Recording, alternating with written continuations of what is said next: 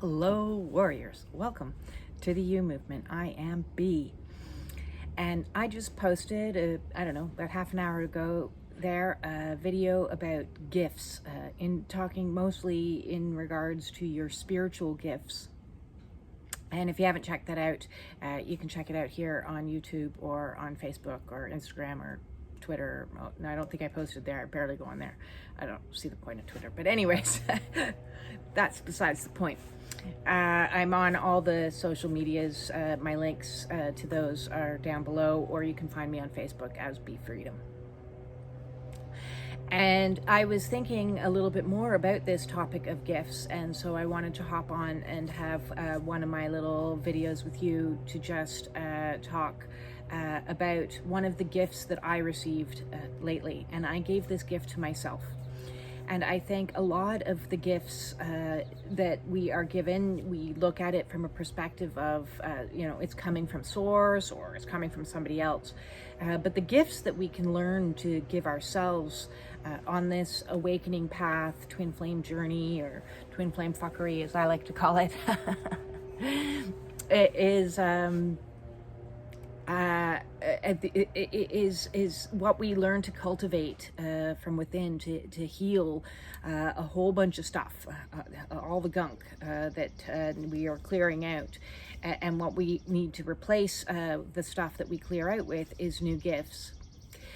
So the other day, I was not in good energy. I was upset and frustrated with myself because I was in another cycle of grief, which I didn't want to be in. And I think that oftentimes, when we are resisting what is, it prolongs it.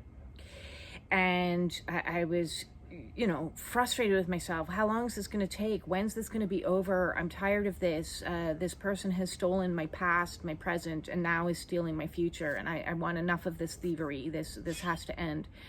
And yes, I understand on a logical level that things take time. But on an egoic level, my ego wasn't having that. My ego was not enjoying that concept of things take time. And so in the process of beating myself up a little bit and having an internal battle and an internal war, I flipped the switch. I re-scripted what was happening, and I said to myself, what is it that I need in this moment more than anything? And what I needed was the permission to actually give myself time.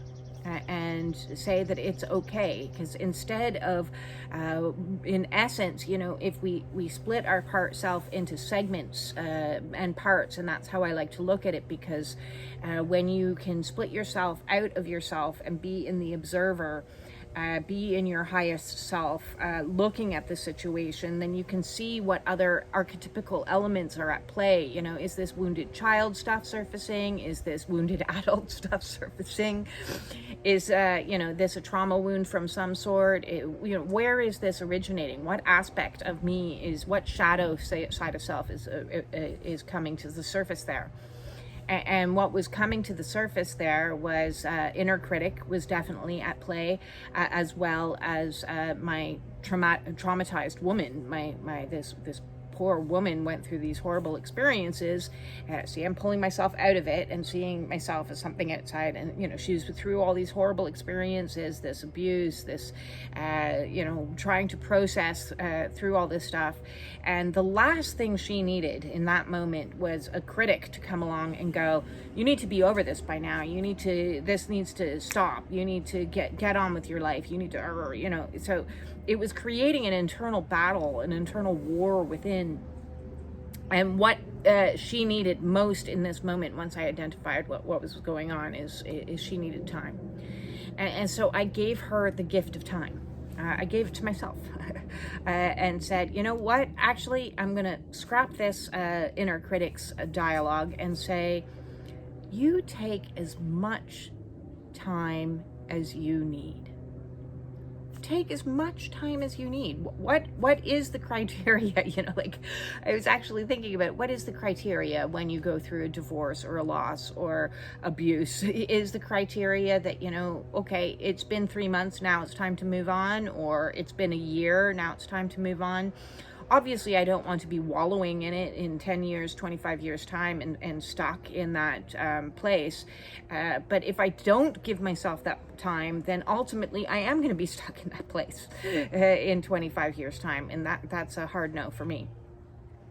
So in giving myself the gift to say, take as much time as you need to process through the pain, to cry, to grieve, to be angry, to be frustrated, to be horrified, to be whatever emotion you need to experience in this moment, was the greatest gift that I could give myself. And that extends on not just in time, but all the other gifts, those godly gifts, those sacred gifts, those gifts of rites of passage that we need to learn on this awakening path, on the ascension path. The gift of patience, the gift of compassion, the gift of self-love, the gift of self-care, the gift of forgiveness to self and to others. And the list goes on and on, all these beautiful graces that have been bestowed upon us. If we're stuck in a cycle of inner critic and stuck in a cycle of thinking that whatever we are experiencing is somehow distasteful or undesirable, and therefore we need to push it away and repress it, ultimately we're just pocketing it for later. Denying what is isn't going to get you to bypass into something else. It's just putting it on pause.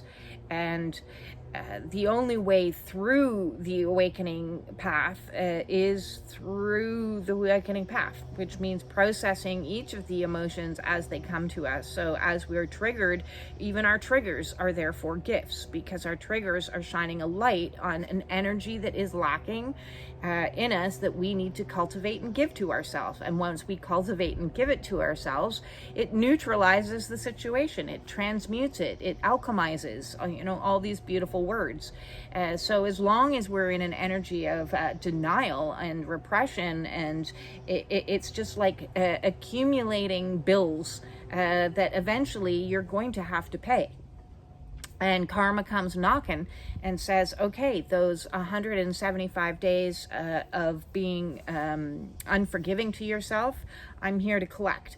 And those 1,164 days of self-sacrifice and not doing the self-care that was required, I'm going to collect.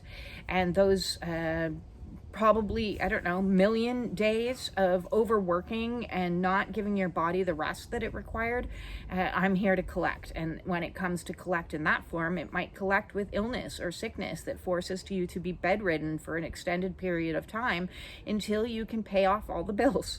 And then everything gets back into a place of equality and balance and harmony. So gifting ourselves all of these things is a mandatory part of the process. So the steps go as follow. One, okay, what am I resisting? What is my ego, what internal war is happening here? So pull yourself out into your observer and see what elements are at play as a step one. See what archetypes are coming to the surface. And when I say archetypes, your inner bitch, your know-it-all, your I'm not worthy, your wounded child, your prostitute. I love this one because the prostitute is an archetype that most people don't want to associate themselves with, but your prostitute is the archetype that negotiates what your worth is in the world. What are you settling for financially at your job? Are you, selling yourself less than what you are worth? That is the archetype of the prostitute that could come out to play if you're having a lot of issues in the workplace. I said inner child. The inner child can be divided into multiple segments, the wounded child, the abandoned child, the natural child, the playful child. Am I denying myself the opportunities for fun, for joy, for this, that, and the other, and being stern and serious all the time, and this has to get done, and this has to get done, if it's out of balance, anywhere along the spectrum, it needs to be brought back into balance to create alignment. So looking at yourself from a perspective of what's at play here. Am I acting like the know-it-all and the teacher, and I've ascended, and I'm in my spiritual know-it-all place, and then what will happen is a situation will come along and spirit will be like, I'm gonna bring you back down and teach you the gift of humbleness and teach you the gift that actually you've got a lot left to learn. So on every paradigm, there is the duality that exists in this human consciousness, and in every single paradigm, rest, work, play, seriousness, student, master, and so on and so forth, needs to be brought into balance. So if anywhere you are out of balance, it's giving yourself the gift of the opposing energy. So if I am in the energy of I am a teacher and I know stuff, then it's giving myself the gift of learning to be a student again and appreciating the value that comes in from other people. If I'm in my inner bitch attitude and I'm going to be angry and this and that, it's giving myself the compassion that energy is arising from a trauma wound somewhere, and it's a defensive posture. So if the energy is defensiveness, then what I need to present to myself is an environment where I don't need to be defensive. I can be receptive. So Duke's down and I can receive. So calculating and figure out and this is what shadow work is all about, is figuring out what elements are at play, what archetypical energies are at play, so that you can then give yourself the gift of the opposing energy, thus neutralizing that paradigm and bringing it back into a harmonious union. The yin yang is the energies of both, one chasing the other in a continual cycle of light and dark, feminine and masculine, which I talk about. We have both of these energies. Maybe that's something that's out of balance. So if you're in the energy all the time of your masculine energy, giving yourself the gift of the feminine energy and some rest, some nurturing, some comfort, some care, is a way to bring that back into harmony, because any one area that's out of proportion to the other side is going to create disharmony, and then ultimately that's going to create dis-ease in your body, because everything is interconnected. I recently had somebody ask me, well, how do I know if it's in the physical or if it's in, if the lesson that I need to learn is spiritual? Is this a spiritual lesson that I'm learning? And my answer to that is it's all spiritual and it's all physical, because you can't have one without the other. At least not while we're in this human meat suit. So if there's always going to be a spiritual component to any physicality that you're learning. So if your body is communicating to you that there's an imbalance in some way, shape, or form, the giving yourself the gift of what your body is asking for. Maybe your body is asking for better choices, nutrient-wise. Maybe your body is asking you for some physical exercise.